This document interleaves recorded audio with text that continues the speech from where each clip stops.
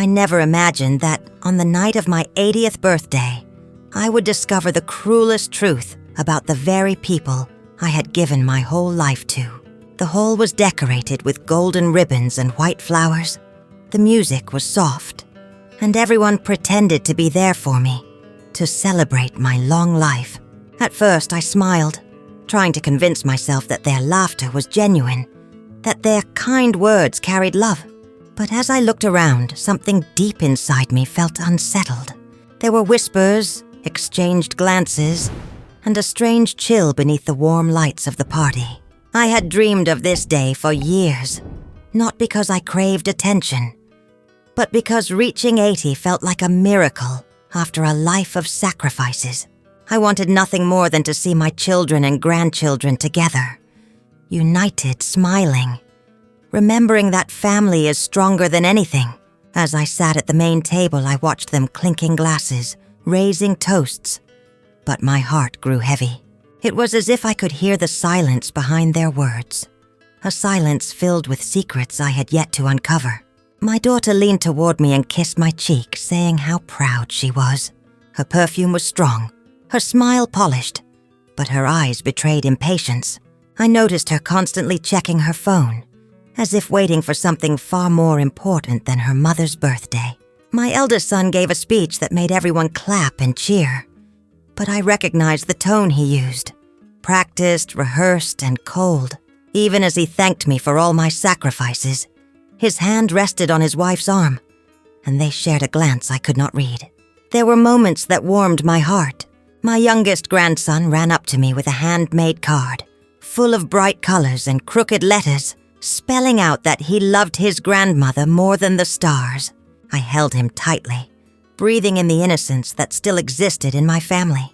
But even then, I could feel the eyes of the older ones fixed on me, calculating, weighing something that had little to do with love.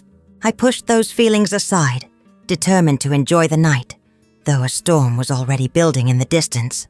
The music shifted to a softer melody, and my relatives gathered around to take photos.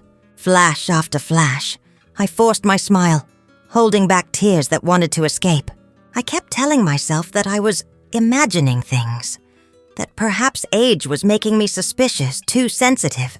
But then I noticed my granddaughter whispering in her mother's ear, both of them glancing at me before laughing quietly. My chest tightened. I had always believed in keeping my family close, but in that instant, I wondered how close they really wanted me to be. As the night went on, more toasts were raised, more stories shared. My friends, neighbors, and even members of the community spoke kindly of me. They remembered the years I had spent working in the bakery, how I never missed a day, even in the harshest winters, how I gave away bread to those who couldn't afford it. They remembered the nights I spent organizing charity events, making sure no child in the neighborhood went to bed hungry. Their words were sincere, I could feel it in my bones, and their eyes carried gratitude. It was only when I turned back to my family that the weight of emptiness returned. I saw my eldest son speaking in hushed tones with my daughter near the dessert table. They thought I could not hear, but I have always had sharp ears. Fragments of their conversation reached me. Words like house, property, division. My stomach twisted as I tried to convince myself they were discussing something else. Still, the way they glanced at me, the way their eyes lit with a kind of greed, told me everything I needed to know. I lifted my glass to join another toast, my hands trembling. I forced myself to laugh at the jokes, to nod at the compliments. But inside, I was unraveling. I wondered how many of the smiles directed at me were masks. I thought about the years I had worked 2 jobs, cleaning houses during the day and sewing at night, all to give my children a future. And now, as I celebrated a milestone of life, the very people I had raised with love seemed to see me as nothing more than a number on a document. The speeches continued, and one by one, relatives stood to share memories. My son-in-law recalled how I helped him and my daughter when they had no money for rent. My niece said she would never forget the warmth of my kitchen during holidays. Each story should have filled me with joy. Yet I felt as if I were watching a play where everyone knew their lines but none believed them. I smiled, but my heart beat harder, sensing that the climax of this act had not yet arrived. When the cake was brought out, I blew out the candles with all my strength, silently wishing not for more years of life, but for clarity. I wanted the truth, no matter how painful. As the cheers echoed around me, I looked across the room and saw eyes that revealed more than words ever could. Some carried love, yes, but others carried hunger for something I feared I already understood. That hunger would soon show itself in ways I could never have imagined. After the cake, groups formed in different corners of the hall. Some danced, others drank, others gossiped. I remained at my seat, a queen without a throne, watching the empire I thought I had built begin to show its cracks. I overheard my grandchildren talking about vacations, cars, luxuries, things I never had and never cared for. I wondered if the values I had fought so hard to pass on had been lost in the noise of this new world. The hall grew louder, but I grew quieter, withdrawing into myself. My eyes traveled from face to face, and I tried to cling to hope. Maybe I was wrong, maybe it was all in my head.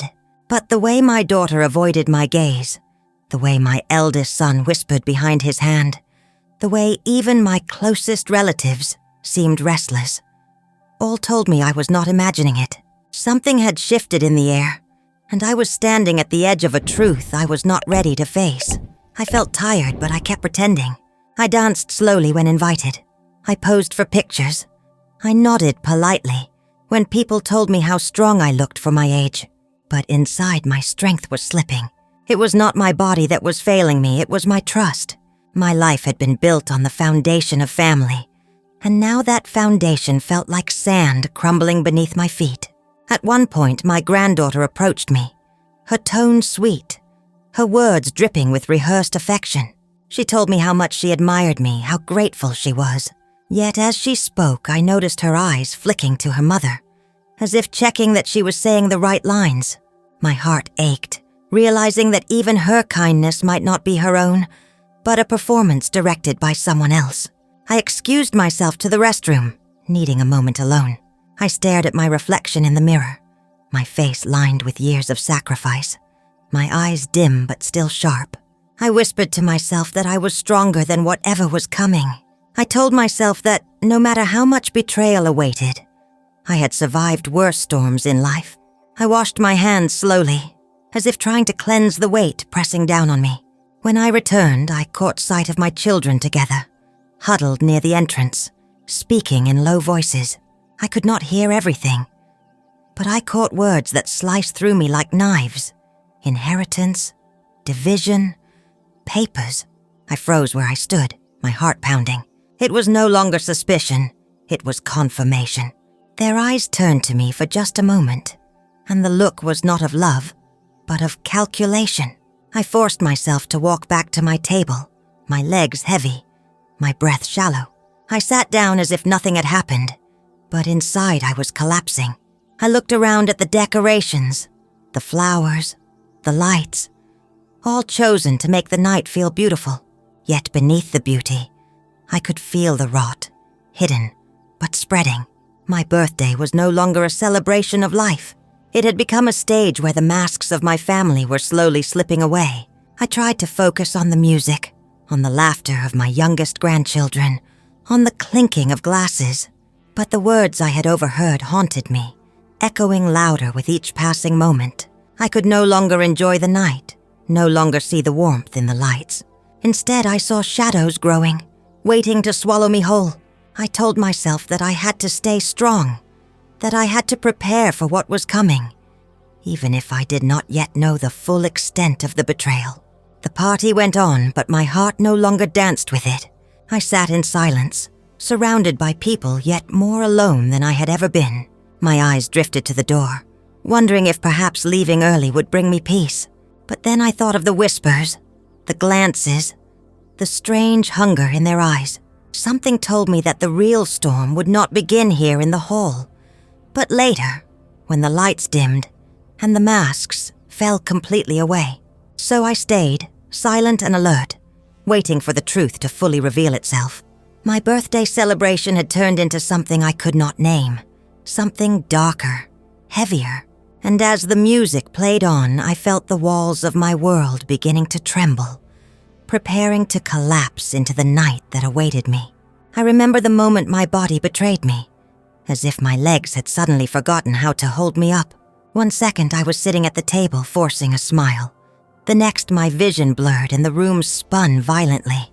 I tried to reach for the edge of the chair, but my hand slipped, and I felt myself falling into a darkness I could not control. Voices rose around me, sharp gasps, hurried footsteps. But all I could hear was the pounding of my heart, fading like a drum moving farther and farther away. When I opened my eyes again, the bright lights above me told me I was no longer at the party. The sterile smell of disinfectant filled my lungs, and I realized I was lying in a hospital bed. My chest was tight, my arms felt heavy, and a machine beeped rhythmically beside me. For a brief moment, relief washed over me. I was alive. But then the panic returned, because I knew that for my family, this might not be good news. I tried to call out for someone, and soon a nurse appeared. Her steps quick, her expression calm. She checked my pulse, adjusted the IV and told me I had fainted but was stable now. Her voice was kind, but there was something in her eyes, a flicker of concern she did not speak aloud. She asked if I felt pain, if I remembered what happened. I nodded weakly, but inside I was more worried about who had followed me to this hospital and what they were saying behind closed doors. Through the small opening of the curtain, I caught sight of my children in the hallway.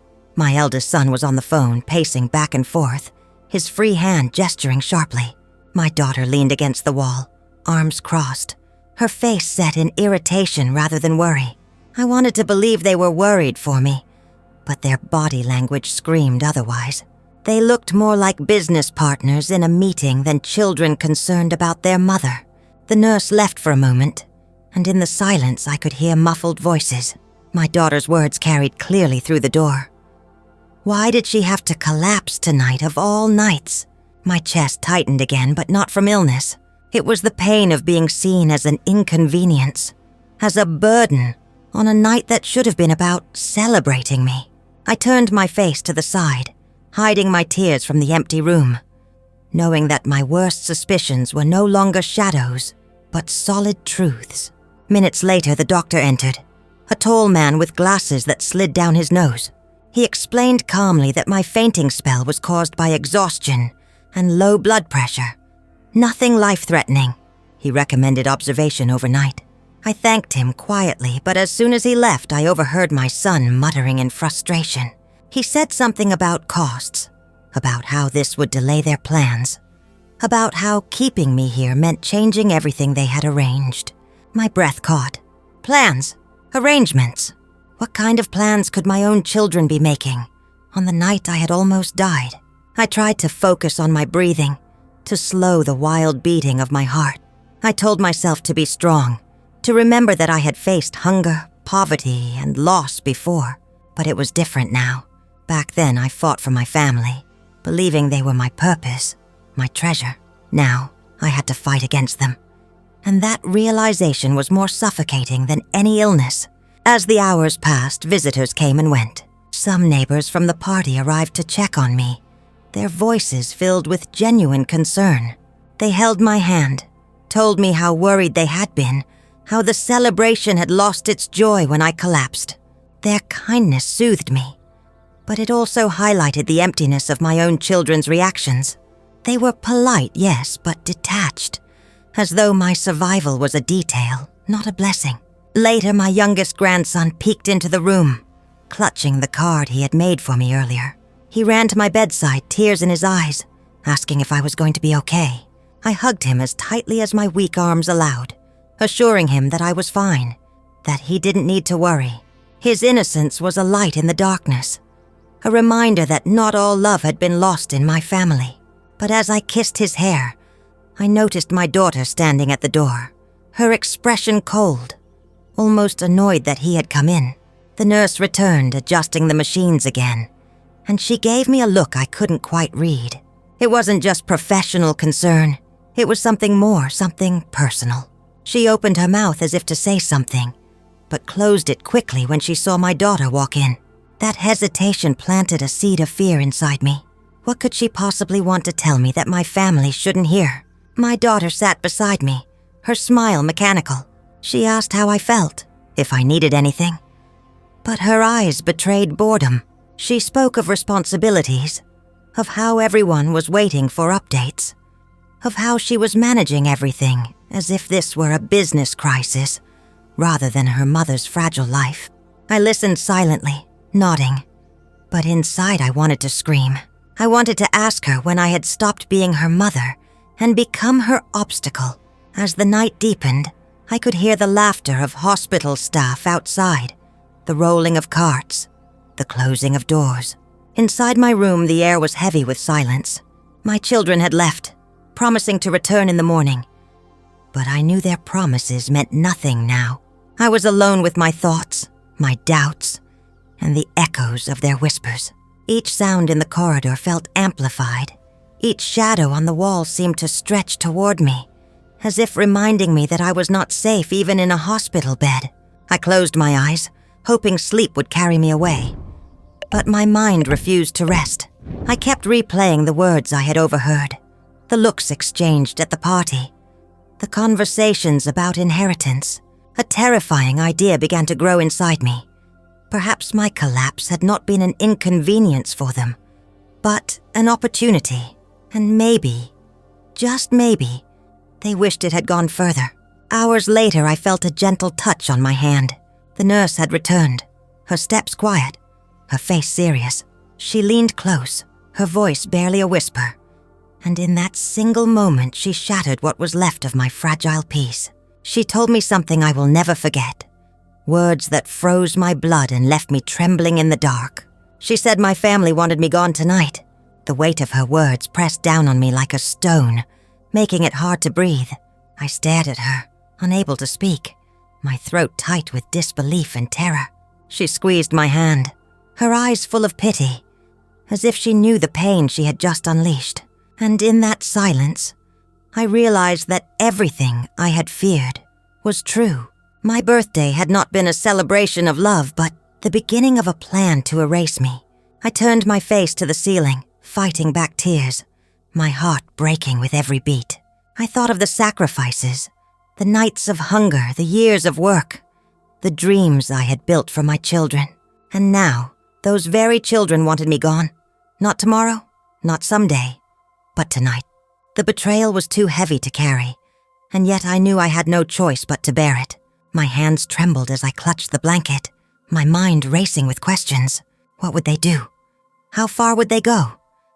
Was I safe in this hospital, or was I already surrounded by their silent accomplices? I prayed for strength, for clarity, for one more chance to turn this story around. The nurse whispered again, telling me to stay awake, to stay strong, because the night was not over, and neither was my fight. And so I lay there, staring at the shadows on the wall, knowing that my life had entered a new battlefield. The celebration was over, the masks had fallen, and the truth had been revealed.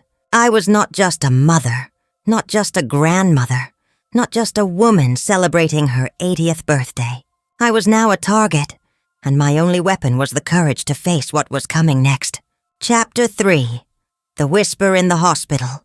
They say the smallest words can carry the heaviest weight, and no sentence has ever weighed on me like the one the nurse pressed into my ear that night. I did not expect betrayal to arrive in a whisper, soft as a lullaby and cruel as a blade.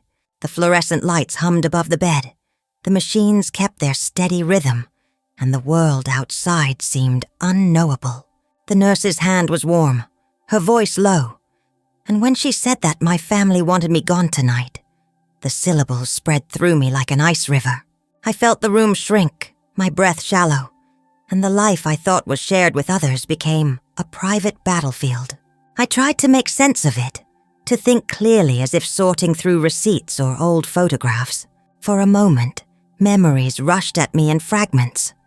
The first loaf of bread I baked to feed a hungry child, the night sewing by lamplight to pay for shoes, the mornings waking before dawn to prepare lunchboxes. How did those years of labor translate into this cold calculus where my life was an inconvenience. Anger rose first, hot and sharp, but beneath it pulsed a sorrow deeper than any wound I had known. I felt betrayed not only by their words, but by the way they had disguised their greed with laughter all evening. The nurse did not leave after her confession. She sat beside me, folding her hands on the blanket as if she were keeping a vigil with me. Not for me. Her name was Marta, she said later, and her eyes held a tired compassion that made me want to trust her instantly. She told me in pieces how she had overheard a call in the hallway, how a whispered plan had made her stomach turn. She spoke with the quiet urgency of someone who had seen too many people fall through the cracks, of someone who had learned that sometimes the worst harm wears a polite face. I asked questions that shook my voice. How could they think such a thing? I wondered aloud. Who among them would wish me harm? Marta hesitated, then named the faces I already suspected. Her words confirmed every shadow I had felt at the party. I listened as she described the calculations about property and inheritance, the tone as clinical as a financial meeting. My heart hammered. Each name she said landed like another toll in a long, lonesome bell. It was as if the life I had built with my 2 hands was being reduced to columns and figures in someone else's ledger. As the night deepened, the room held a silence that was not empty but densely packed with meaning. I replayed every gathering, every holiday, every meal we had shared. I remembered kisses on foreheads, bedtime stories, scolding hands, proud smiles at graduations. I had believed those moments to be bonds, forged in fire and trust. Now I saw that some of those bonds had been frayed by ambition and convenience. I felt the ache of being a ghost in my own family, present yet not accounted for in their plans. Fear arrived with 1,000 small practical questions. Was I safe here in this hospital with white walls and locked doors? Could they influence what happened to me through paperwork, through a doctor's absent glance, a hurried signature? Marta reassured me that hospitals had rules, that nurses often protected the vulnerable. But she also admitted that people could be clever, that money and influence bent systems in ways that were hard to fight. Her honesty was a cold tonic. It did not make me feel better, but it grounded me in the reality of the danger. I thought of my grandson's handmade card and clung to that warmth. Children, I realized, still held the raw, unfiltered love I had taught them by example. Their small hands, messy with glue and glitter, could not yet be corrupted by ledger books or distant ambitions. It gave me a strange hope, a foothold in a world that otherwise felt treacherous. I resolved to protect that innocence if I could, to be a shield for the small lights that still believed the world could be kind. But the moment of the whisper had done more than just inform me. It altered me. It forced a transformation from a woman who had given without question into one who must now keep secrets of her own. I felt something awaken inside my chest, a cautious, stubborn ember that refused to be snuffed out. I would not be reduced to a number on a page. I would not allow the story of my life to end with courtesy and convenience. The nurse's words were an accusation I could not ignore, and they lit a resolve to act. I asked Marta if she had witnessed anything else, any clue that could help me. She said the family had argued in hushed tones about when and how to proceed, that their voices lowered the moment they saw hospital staff. One of them had even joked about the timing, a callous remark that made Marta's skin crawl. She promised to keep watch, to be the eyes in the night, and to bring me whatever I needed to stand a little taller. Her promise felt like the first true kindness since I had arrived, and I clasped it like a lifeline. I lay awake long after Marta left, thinking through the past and planning in small, careful steps.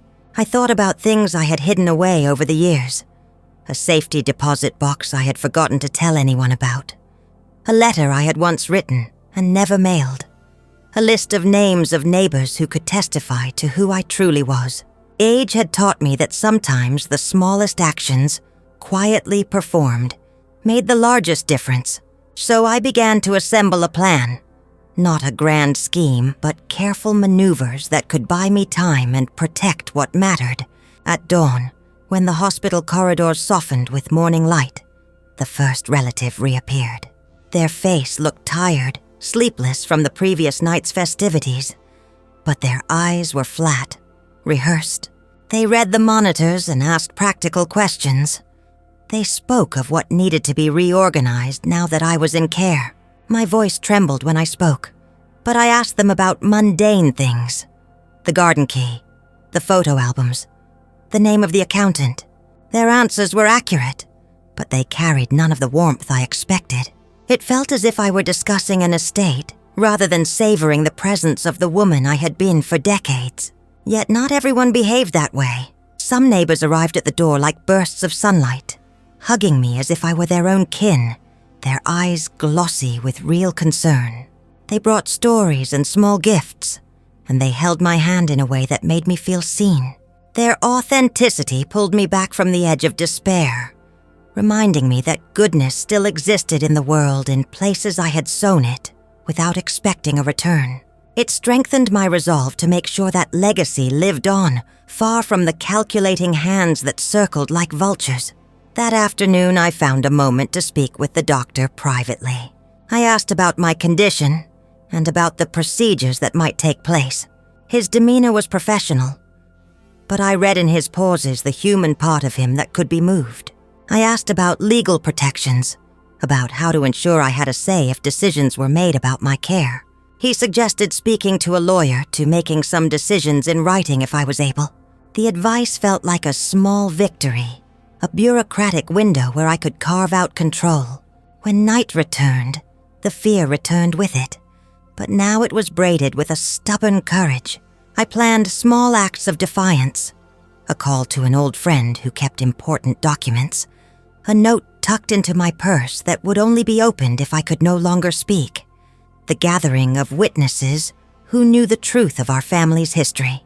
The whisper had ignited a fire, but I refused to let it consume me in panic. Instead, it would become fuel for careful steps toward justice and dignity. As I lay in the dim glow of the bedside lamp, I wrote in my head the words I might one day say, on camera or to the world. I did not raise you to measure love and property. Those words felt dangerous and liberating at once. I wanted the truth to be known, but I also wanted it to be tempered with grace, so that the young ones who still loved me would not be hurt unnecessarily. I would reveal what needed to be revealed, but I would not let bitterness define my final act. Marta came in again with a steaming cup of tea, her footsteps light on the linoleum. She placed the cup on the tray and sat without asking, as if she were a god and a friend both. She told me about small things she had seen. A text message left on a table, a hurried exit down a side corridor, and each detail fit into the mosaic of betrayal I was constructing. But she also reminded me of something else. That tonight, with the papers and plans swirling like vultures, there was still an opportunity to choose who I wanted to be in the last chapters of my life. I thought then of the children from the foundation I had once helped quietly, the families I had sheltered with warm bread and a place to sleep. I thought about leaving what mattered to them, rather than to those who had counted their blessings in coins. The idea bloomed in my mind, startling and beautiful. If my heirs loved me only as a source of comfort and cash, then perhaps my estate would better serve those who carried the values I had tried to instill: kindness, compassion, community. So I laid plans in the quiet hospital night, small and sure. I would speak to a lawyer, make decisions that could not be overturned by convenient smiles or whispered bargains. I would set my legacy where it would continue to do good, where it would remind the world of the woman who did not measure love in assets. The whisper had been cruel, but it had snapped something awake in me, the fierce clarity of a woman who would not go quietly into a dark night. And as my eyelids grew heavy, I let that clarity hold me like a warm hand, guiding me toward the next step in a story that was far from over. I lay in that hospital bed, the ceiling above me a pale canvas where memories began to paint themselves without my permission. The nurse's whisper had unsettled everything, but it also forced me to turn inward, to revisit the long road that had brought me here. My body was weak, But my mind was restless, wandering through years of hardship, of triumphs, of nights when survival felt impossible. The betrayal I faced now seemed unbearable.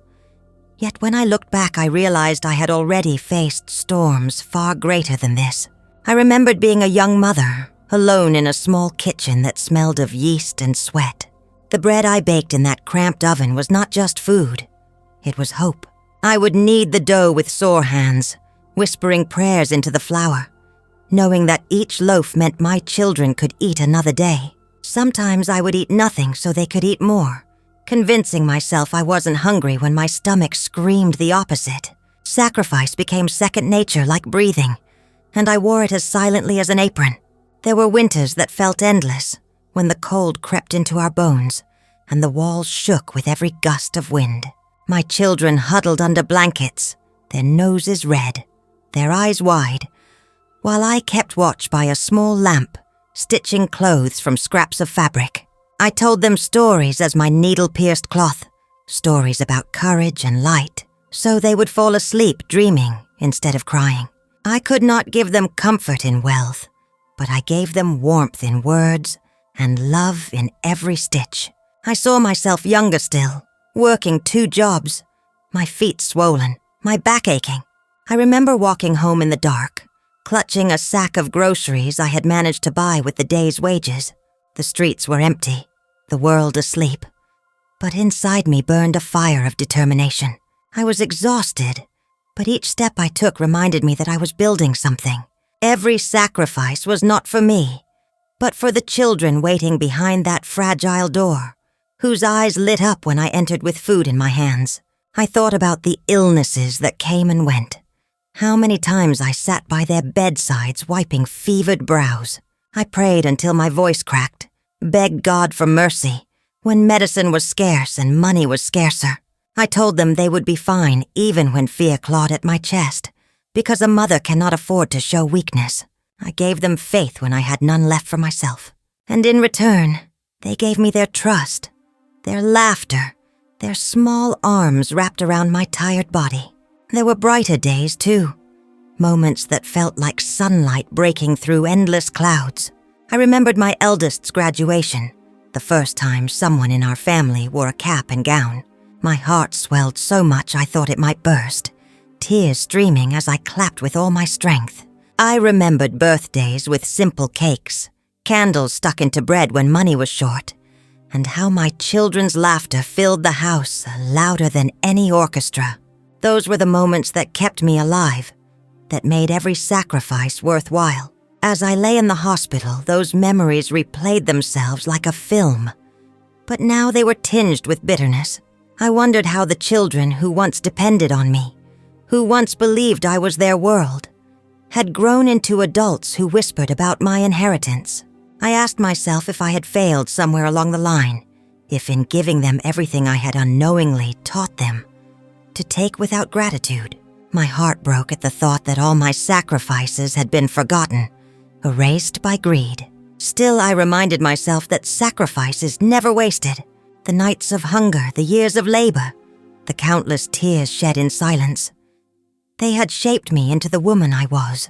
Even if my children no longer valued it, those sacrifices had meaning in themselves. They were proof of love, proof of resilience, proof that I could endure more than anyone thought possible. That realization gave me strength even in the face of betrayal. I recalled one particular night when I had nothing left to give. The cupboards were empty, the bills piled high, and despair threatened to swallow me whole. My youngest, barely 5 at the time, climbed into my lap and whispered that he didn't need toys or sweets, only me. His words broke me open, tears spilling as I realized that love was more powerful than any possession. That night I promised myself I would keep going no matter what. That promise had carried me all the way to 80 years old. In that sterile hospital room, I closed my eyes and touched the invisible scars left by all those years. The lines on my hands, the aches in my bones, the wrinkles on my face. They were maps of a journey paved with sacrifice. I had poured myself out like water, and even if my family chose to see only what was left in the glass, I knew the pouring itself had mattered. That thought steadied me, grounding me in a truth no betrayal could erase. I also thought of the friends and neighbors who had witnessed my journey, people who had seen me working late, who had tasted my bread when they had nothing else, who had leaned on me when life crushed them too. They had always said I was strong, that I was a pillar in the community. I never saw myself that way, but maybe they were right. Maybe strength is not about standing tall without fear, but about bending without breaking, about giving when nothing remains. As dawn began to creep through the blinds, I found myself praying again, not for survival, but for clarity. I prayed that my sacrifices would not be forgotten, even if my children chose to ignore them. I prayed that somewhere someone would carry the torch of love I had lit so many times in the dark. I prayed that my story would not end in bitterness, but in a reminder that giving, no matter the cost, is never wasted. My heart ached, but it also burned with something new. The whisper of betrayal had cut me deeply, but the flood of memories reminded me of who I truly was. I was not a burden. I was not a number on a page. I was a woman who had built a life out of nothing, who had kept a family alive with her bare hands. That truth gave me power, even as the world around me tried to take it away. I thought of the times my children had looked at me with gratitude in their eyes. Before the world changed them, I held on to those moments, refusing to believe they were completely gone. People change, yes, but memories cannot be erased. Somewhere beneath the greed and coldness, the children I once knew still existed. Whether I would ever see them again was uncertain. But I chose to hope, if only for my own peace. The nurse came in once more, her presence steady and comforting. She saw the tears on my cheeks and asked if I was in pain. I shook my head, telling her I was remembering. She smiled softly, as if she understood that memories can heal even when they hurt. She reminded me that the past cannot be taken away, that it belongs to me alone. Her words settled into me like a balm, soothing the ache of betrayal. I clutched the blanket, whispering to myself that I had lived a full life, one of sacrifice, but also of love. And in that moment, I realized that love is stronger than betrayal, even when it feels like the world is against you. Betrayal cuts, but love endures. That was the lesson of my 80 years, a lesson no whisper could erase. As the morning light grew brighter, I turned my face toward it, letting its warmth touch my skin. I told myself that the fight was not over, that my story still had chapters left to be written. The betrayal had been revealed. The memories had reminded me of my strength, and now it was time to face what lay ahead. I knew the whispers in the corridor were not finished, that plans were still being made, but I also knew that I was ready to confront them, armed with the truth of my sacrifices and the strength of my memories. The corridor outside my room carried voices like wind through dry leaves, and that wind began to reveal the map of intentions I had only feared. Through the thin curtain I could hear them, the low, urgent tones of adults who believed their words safe in the hush of the night. They thought the monitors and the antiseptic walls made my world separate from theirs, that my life continued in a distant place where their plans would not touch me. But sound travels in strange ways when a heart listens closely, and the words they thought private fell into my bed like deliberate stones. They spoke of numbers and dates, of distribution and titles, as if the life I had raised was now nothing more than inventory to be sorted and assigned. My son's voice was steady and economical, the voice of a man who had learned to measure everything in ledger lines. He asked about the value of the house, the land behind the bakery, the safe deposit box I had once shown him in a moment of trust. His tone was not cruel.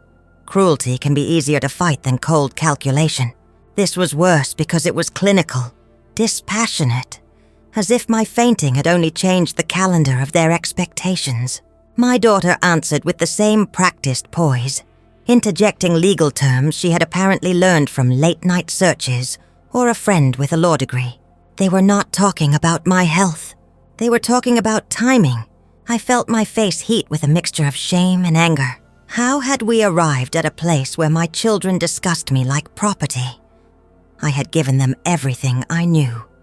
I had shown them how to count blessings in kindness, not in square meters. To hear them prioritize wills over warmth felt like a betrayal so deep it burned. Yet even as my heart bristled, a small stern part of me noted their strategy. They were scheduling, prioritizing, creating the story of their convenience. That knowledge, cold and useful, would become a tool in my hands if I let it. One relative suggested a plan that made my stomach drop. Expedite the paperwork, have the necessary signatures ready, and manage the public message so neighbors would view the transition as seamless and natural. They spoke as if the community's opinion was a currency to be spent on behalf of their plans. Another voice, softer but still sharp, advised a temporary delay in announcements to avoid guests asking too many questions. Their mouths moved like artisans crafting a facade. It hurt to hear how much energy they invested in appearances, rather than in the person at the center of it all. At one point, someone laughed, a brittle, nervous sound, and commented on the timing being almost convenient, that the week would be less hectic if matters were resolved quickly. I felt each syllable as if someone had pressed fingertips to my ribs. That laugh was a lever, and behind it lay a belief that my absence would somehow smooth the path to their comfort. I wondered if they had rehearsed this, if this had been a conversation they had been waiting for all along, biding their time until a moment of vulnerability could be turned into opportunity. But the conversation was not unanimous. A cousin I had raised as one of my own offered a dissenting view, speaking with a trembling voice about morality and gratitude. She reminded them of the nights we had shared bread in silence, of the time I had sheltered her children when she had nowhere else to go. Her words, though softer, carried weight. I listened with a fierce gratitude for her courage, for she had become a sounding board for the conscience I feared was losing its voice in the family. Her presence in that corridor was a reminder that not everyone had traded compassion for convenience. Their practicalities continued. Legal counsel, a possible sale of the bakery, caretakers, and the preferred division of heirlooms. They named items as if they were inventory. The old wooden table, the clock that had chimed at every wedding, the sewing machine that had stitched 1,000 futures. Each object named was a relic of my history, an artifact of the life I lived. Hearing their voices assign value to these things without hesitation made me realize that the items mattered to them, not for what they represented, but for the currency they could yield. Despite the bitter calculus, something else emerged from their conversation. Fear. Under the mask of efficiency, I sensed uncertainty in their voices. They questioned how the community would react, what neighbors would think, whether friends might interfere. Their tight control was partly a shield against the unpredictable human response to scandal and shame. In their planning, they betrayed not just greed, but a deeper anxiety about being judged for the choices they were making. That fear, while revealing, also gave me a different kind of leverage. If they feared the light, then exposing truth carefully could unbalance their neat plans. I kept a steady breath and counted the details. My mind, shaped by years of careful thrift and planning, began to plot small responses. The more precise their plans, the more there was to counteract with precision. I thought of papers tucked away, of witnesses who could attest to my true priorities, of neighbors who would speak if asked. Each fact I had kept, each modest document, was a seed that could grow into a hedge against their schemes. I had been careful in ways they assumed I was not, because I had long prepared for times of uncertainty without making noise about it. The corridor talk turned, predictably, to the optics of mourning. They discussed obituaries as if they were ad copy, deciding which virtues to highlight and which transgressions to bury. The idea of them shaping my memory felt like an erasure. I had given a lifetime of lessons about dignity and honesty. To have them craft my final story into a tidy press release would be an indignity. Yet the more they plotted, the more certain I became that their version of my legacy would not stand if I acted with clarity and resolve. There was frustration, too, when someone mentioned that some family members might not sign without guarantees. They proposed bribes disguised as favors, promises of small inheritances to those who would cooperate. Corruption in subtly polite forms was, in their minds, a tool, a way to streamline the process without overt cruelty. My stomach turned. The image of my family reduced to bargaining chips left me cold, but it also steeled something in me. I refused to allow my life's meaning to be bartered in corners. At a point, one of them suggested informing certain board members of charities I had worked with to manipulate public sympathy. The thought made me laugh bitterly through a salt sting at my eyes. To use kindness as a backdrop for a personal scam was an atrocity they barely acknowledged. They believed the ends justified the means. I understood then that the battle was not only for assets, but for the narrative of who I had been, an image they wanted to shape for personal gain. As their conversation wound on, I noticed a recurring concern about speed. They were impatient with the thought of delays. Speed would minimize scrutiny and reduce the chance of someone interfering. That impatience was their weakness. Hasty moves leave traces and mistakes. Patience, on the other hand, can be a quiet, hard weapon. I decided that I would match their haste with deliberate patience, buying time where necessary to secure the truth and the things that mattered to me most. Through all of this, my heart reached for the small and bright, the little hands of my grandchildren, the neighbor who had once shared his home with my family in a winter of need, the community meals where we had exchanged stories and bread. Those memories were the opposite of the ledger lines. They were living proof of the values I had tried to plant. If my estate were to serve anyone, it would be those who kept those values alive, not those who sold them for convenience. When the voices finally retreated into hushed steps and quiet doors, I felt the corridor cool, as if a storm had passed. The calculations lingered, but so did a clearer map of the opposition I faced. I lay back against the pillow and let the details settle in my mind like stones, arranged for the building of something firm. Their plans had given me knowledge. Knowledge gave me power. I began to breathe, not with the shallow panic of the first night, but with the steadiness of someone who had a strategy. I whispered promises into the dim room, small vows of action that felt no less sacred than the prayers I had uttered in more desperate times. I would gather witnesses, document what needed documenting, and make sure that the legacy I left would be rooted in love and not in ledgers. I thought about how to reach a lawyer who would not be swayed by charm or money, how to make sure that my voice would be recorded and believed. The corridor had shown me their plan. Now it was my turn to respond, and my response would be measured and sure.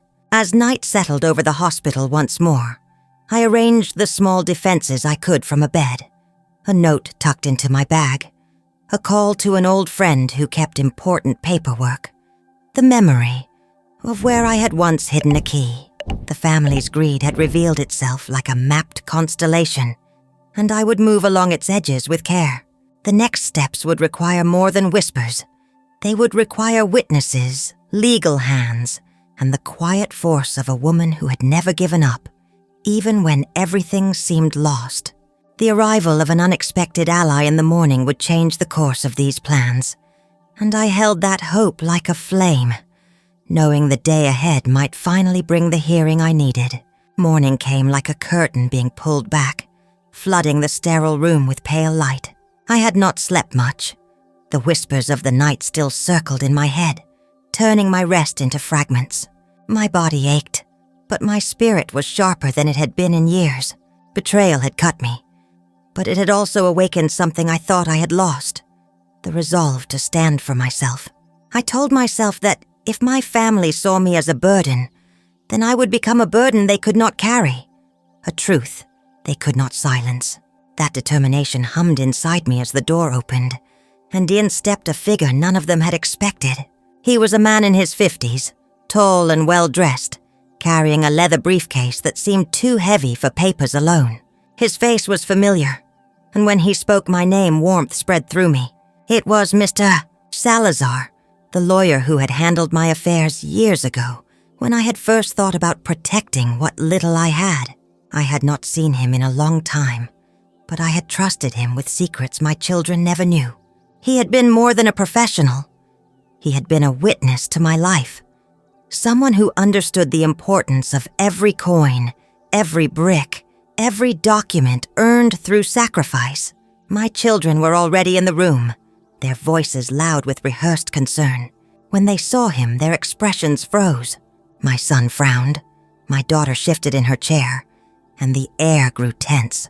They asked what he was doing there, who had called him, but I raised my hand, silencing them.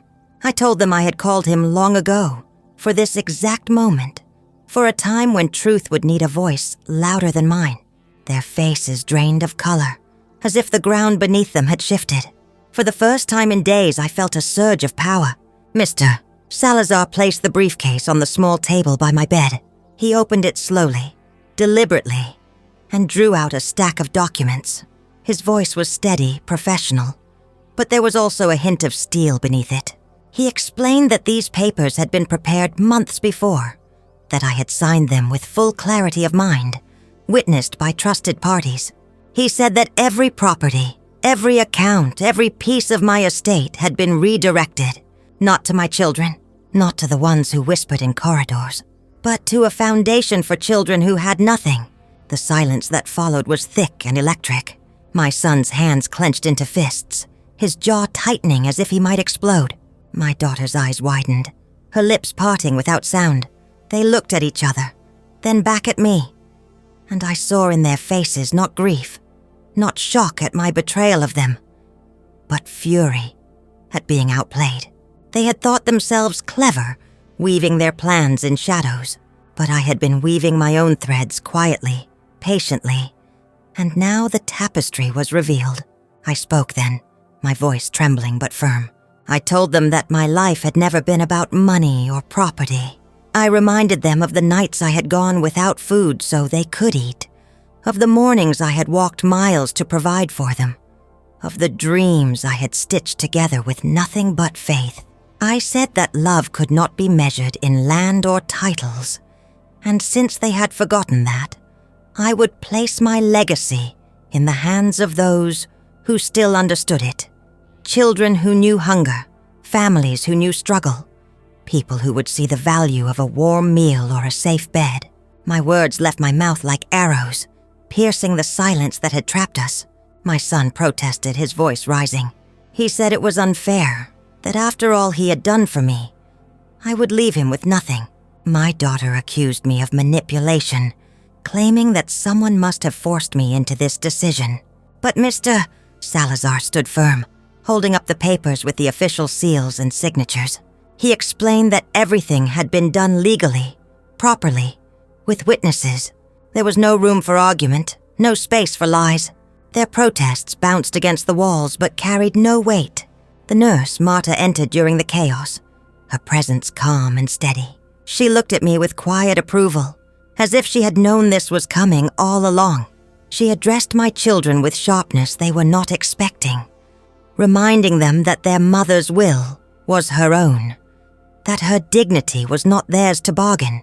For a moment I saw them shrink, caught between anger and shame. They had been exposed not just to me, but to outsiders who now saw their hunger for what it was. The conversation grew louder, my children insisting, demanding, trying to twist the narrative. They said I was confused, too old, too frail to make such decisions. But I looked them straight in the eyes, and with a strength I didn't know I still possessed, I said I had never been more clear in my life. The betrayal had opened my eyes, and my choice was not born of confusion but of clarity. They had shown me who they were, and now I was showing them who I had always been, a mother who fought not for wealth, but for justice. The documents were signed, sealed, and locked back into the briefcase. Mr. Salazar assured me that copies had already been filed, that the decision was beyond reversal. My children's anger turned into desperation, their words tumbling out like broken glass, sharp but useless. They threatened lawsuits. They spoke of family honor. But beneath it all, I heard the hollow echo of defeat. They had lost, not just the inheritance they craved, but the mask they had worn for so long. The world would now see them as I saw them, children who valued wealth over love. As the tension thickened, I closed my eyes for a moment and breathed deeply. For the first time since my collapse, I felt a sense of peace. The betrayal had cut deep, but my response had stitched something stronger. My sacrifices had not been in vain. I had redirected their fruit toward hands that would nurture, not consume. My children's glares burned into me, but I met them with calm, knowing I had done what was right. The foundation of my life was no longer theirs to control. It had been placed where love, not greed, would carry it forward. The day ended with them storming out of the room, their footsteps sharp against the hospital floor. "Mr." Salazar stayed behind, offering me a gentle nod of respect. Marta adjusted my blanket and whispered that I had been brave. I lay back against the pillows, tired but unbroken. The storm had passed, but its echoes remained in the hallways, reminding me that this battle was not only about money or property. It was about dignity, about the meaning of sacrifice, about leaving behind a truth that could not be erased by whispers in the night. And as the evening light crept through the window, I realized the story was still unfolding. My family's fury was not the end, but the beginning of consequences. What I had done would ripple through them, through the community, through the children who would one day benefit from my choice. The foundation had been set, but the legacy was only just beginning to take shape, and I could already feel its power rising beyond the walls of that hospital. The night after the storm of accusations, I lay in silence, my mind restless, but my heart steadier than it had been in years. I had faced the venom of my children, their anger and their greed laid bare for everyone to see. Yet, in the quiet of that hospital room, I felt something that surprised me. Peace. Not because the betrayal hurt less, but because my decision had turned that pain into purpose. My life, once reduced in their eyes to assets and numbers, now had a new direction that no one could take away from me. The next morning, the room was filled not with lawyers or greedy voices, but with the laughter of children. Marta had arranged for a small group from the foundation to visit. Children who had once been hungry, who had once been abandoned, but who now carried smiles as wide as the sun. They brought a simple gift, a bundle of hand-drawn letters covered in crayon hearts and shaky words of gratitude. When I opened them, my tears spilled freely. These children, who had nothing, gave me everything I needed. Proof that my sacrifices would not vanish, that love could grow even in the soil of betrayal. I read each letter slowly, my voice breaking as I whispered the words. "Thank you for caring. Thank you for helping us. Thank you for remembering us." Each line cut deeper into the lies my children had told themselves about me being weak or confused. I was not confused. I was not weak. I had chosen to leave behind something real, something that mattered. And in that moment, I knew that no inheritance could match the weight of those little hands and hopeful eyes. News of what had happened spread quickly through the town. Neighbors who had been at the party whispered to each other about the lawyer's visit, about the papers, about the fight in the hospital. Some came to see me, their faces lit with respect.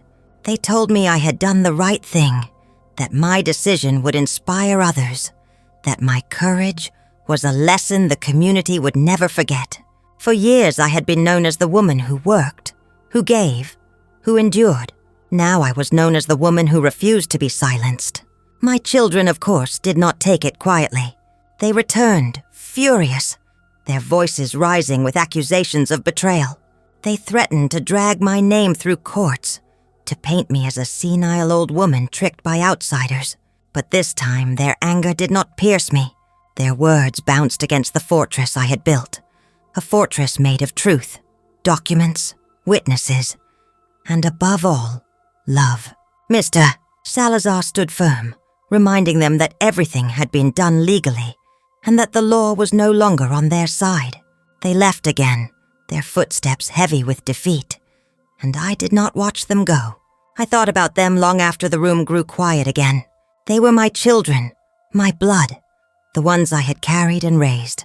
And yet, they were strangers now. People blinded by greed who could not see the value of what they had lost. It hurt, of course it did, but it no longer defined me. My heart had been broken, yes, but it had also been mended with threads stronger than before. Sometimes family is not defined by blood, but by love. And I had found that love where I least expected it, in the faces of children who had never known me, but who would now carry my name in gratitude. The days passed, and with each visit from the foundation, my strength grew. They showed me drawings of houses they dreamed of living in, schools they longed to attend, meals they hoped to eat without hunger gnawing at their bellies. I saw in their dreams the reflection of my own sacrifices, and I knew then that my legacy would not be measured in land or titles, but in opportunities. These children were my true heirs, and their future would be the monument to my life. One evening, Marta placed a small envelope in my hands. Inside was a photograph of a group of children standing together in front of a banner with my name on it. It said, "Thank you for giving us hope." My breath caught as I traced the letters with my fingers. I realized then that even if my family chose to erase me from their lives, I would live on in ways they could never touch. My name would not be whispered in corridors of greed, but spoken in classrooms, kitchens, and playgrounds filled with laughter. The community began to rally around me. Some neighbors brought food, others brought flowers, and many brought their stories. They told me how I had helped them years ago, how a loaf of bread or a kind word had carried them through their darkest nights. I had not remembered all those moments, but they had. To them, I had already left a legacy long before the papers were signed. The foundation was only the final stone laid on a path I had been walking all my life. In those last days at the hospital, I spoke often with Marta and Mr. Salazar. They reminded me that what I had done was rare, that few people had the courage to confront their families and choose a different path. I told them it had not been courage but necessity. When love is betrayed, the only answer is to protect it elsewhere, to redirect it where it can grow. That was the choice I had made, and it was the one choice that gave me peace. I thought often of the word legacy. To my children it meant wealth, possessions, the weight of a name tied to property. To me it meant love carried forward, sacrifices transformed into opportunities, pain reborn as hope. My legacy was not in the things I owned, but in the lives I touched. And though my family could not see it, the world around me could. That was enough. The final revelation came not in anger or confrontation, but in a simple letter I received from the foundation director. It read, "Because of your generosity, children who once had no future now have one. Your love will live on in every meal they eat, every lesson they learn, every step they take." I pressed the letter to my heart, tears streaming down my face, and whispered a prayer of gratitude. When my children's names came up again in the whispers of neighbors, I felt no bitterness. They had chosen their path, and I had chosen mine.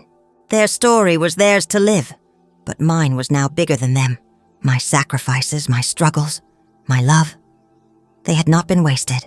They had been transformed into something immortal. As I closed my eyes one night, listening to the hum of the machines beside me, I realized the fear that had once consumed me was gone. I was no longer a woman betrayed. I was a woman who had taken betrayal and turned it into a legacy of love. And that legacy, stronger than blood, brighter than greed, would outlive every whisper, every plan, every shadow. And so my story did not end in a hospital bed, or in the hands of those who wanted me gone. It lived on in the laughter of children, in the gratitude of strangers, in the truth that sacrifice is never in vain. That was my final revelation, my final gift, my final victory. And with that knowledge, I finally found peace. In the end, my story is not about betrayal, but about the power of love to rise above greed and pain. I chose to transform wounds into hope, turning what others saw as weakness into a legacy that will live on in the lives of children who once had nothing. This is proof that no sacrifice is ever wasted, and that dignity cannot be stolen when it is rooted in truth. If you have walked with me until this final moment, I want to hear from you. Leave a comment below, so I know you made it to the end of the story. And please, don't forget to like this video, subscribe to the channel, and hit the notification bell, so you never miss the next story that will touch your heart.